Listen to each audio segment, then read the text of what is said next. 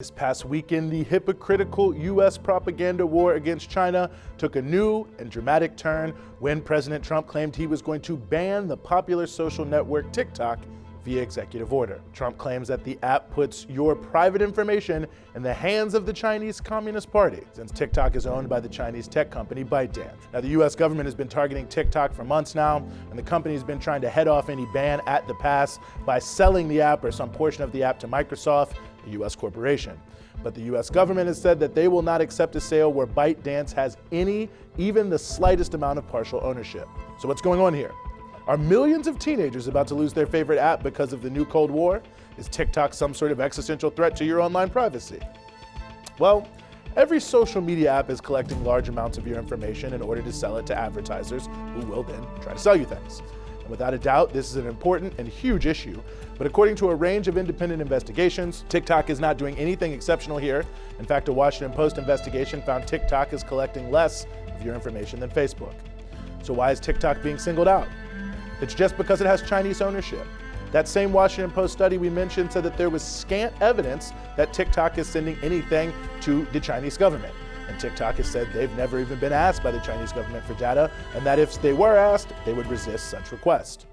But you know who is getting your data? The US government, which gives itself wide access to all your online data using something, among other things, called national security letters.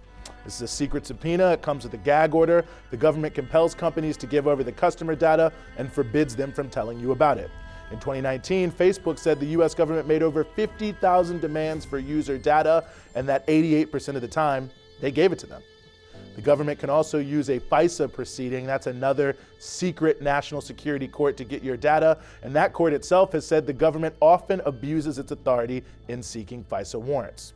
So in other words, the US government is accusing China of doing, without evidence, the thing it does all the time: get tech companies to give up whatever customer information they demand in the name of national security. And that's on top of all the data collected by private corporations, all the shady apps that are constantly taking information about you, building detailed user profiles, and then giving them to advertisers, selling them to advertisers, security firms, really anyone, without any significant regulation.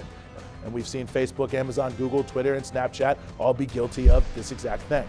So this whole thing is not really about your privacy or your rights. It's about preventing China's technological rise. Just like Huawei, it's setting a precedent to make it impossible for Chinese companies to do business internationally and become major entities. For years, the US has accused China of stealing technology. They've started a whole trade war on that basis. I mean, just imagine what kind of headlines we'd be reading if the Chinese government required Facebook to sell Instagram to a Chinese company to do business in China.